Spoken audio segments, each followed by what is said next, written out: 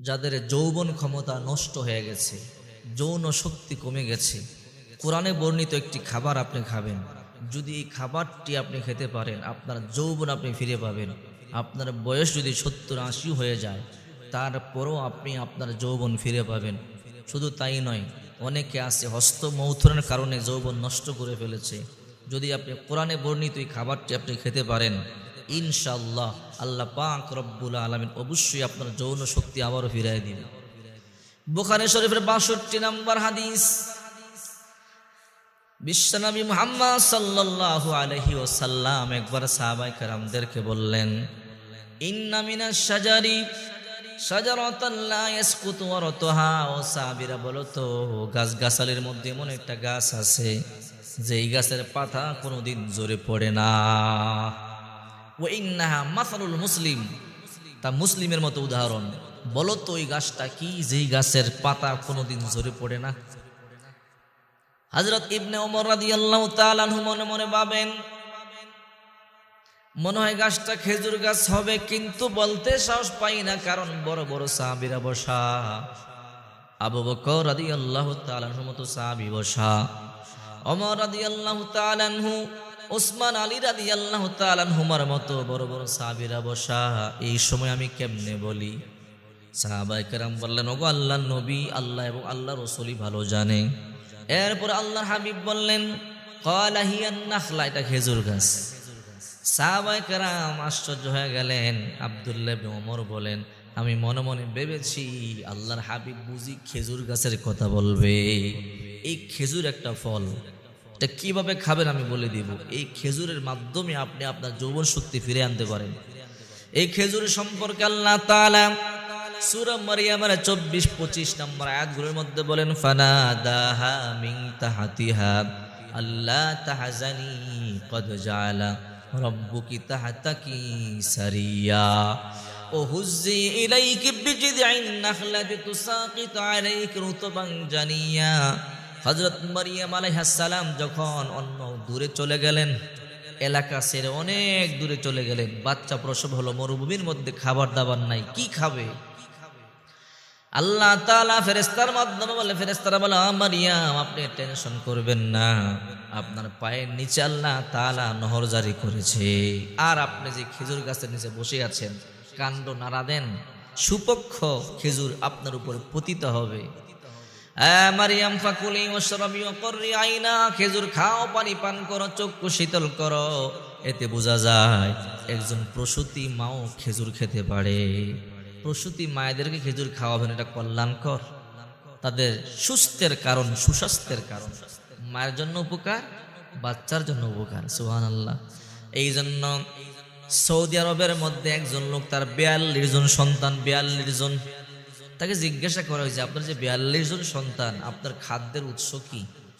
বলে, আমার খাদ্যের উৎস কি? মানুষ যা খায় আমিও তা খাই, স্পেশাল কোনো খাবার আমার নাই, তবে অতিরিক্ত একটা খাবার আমি খাই। বলে, কি? বলে, দৈনিক 1 কেজি খেজুর খাই এক্সট্রা, এটা আমার অতিরিক্ত রুটিনের বাহিরে, এই খেজুর খাই আমি। 44 জন সন্তান। এক সাহাবী বিশ্বনবী মুহাম্মদ সাল্লাল্লাহু আলাইহি ওয়াসাল্লামের কাছে এসে বলি, ইয়া রাসূলুল্লাহ, আমার সন্তান হয় না, আমার যৌবন শক্তি কম। আল্লাহ হাবিব বললেন, সাহাবী তুমি বাড়িতে চলে যাও, বেশি বেশি ডিম খাও, যদি বেশি বেশি ডিম খেতে পারো আল্লাহ তাআলা তোমাকে সন্তান দিবে।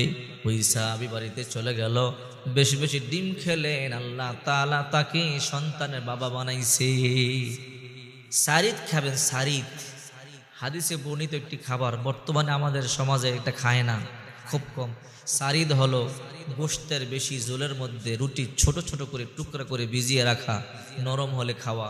এটা সুস্বাস্থ্যের কারণ, যৌন শক্তি বৃদ্ধি পায়, পেটের অসুস্থতা দূর হয়, পেটের রোগ বালাই দূর হয়, অনেক শক্তি হয় এই খাবার খেলে। সারিদ খাবেন। সিরকা খাবেন, সিরকা। বাজারে সিরকা পাওয়া যায়, আপেলের সিরকা পাওয়া যায়, সিরকা কিনে খাবেন।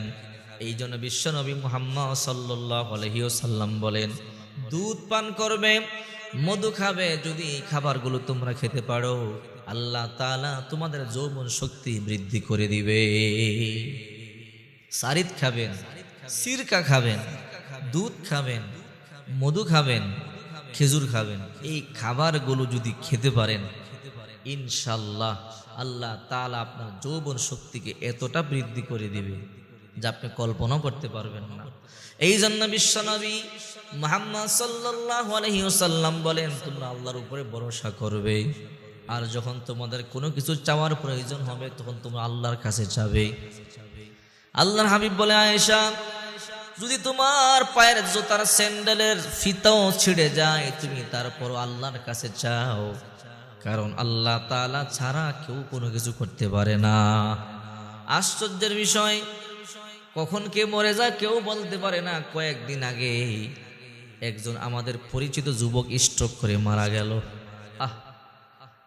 স্ট্রোক নামক একটা রোগ যে এই পৃথিবীতে এসেছে, এই রোগটা কখন যে মানুষকে ধরে আক্রমণ করে কেউ বলতে পারে না।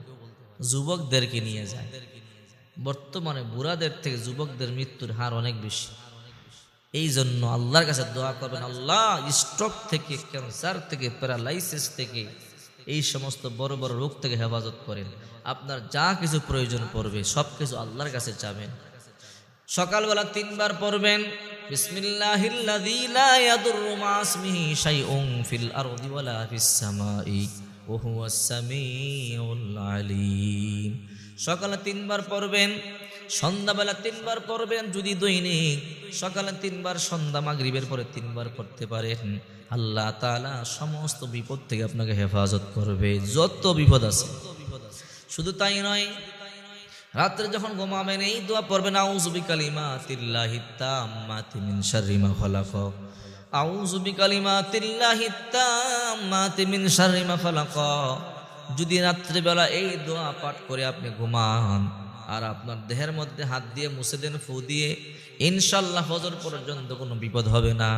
সমস্ত বিপদ থেকে আল্লাহ তাআলা আপনাকে হেফাজত করবে। আবার ফজরের পর পড়বেন, মাগরিব পর্যন্ত আল্লাহ হেফাজত করবে।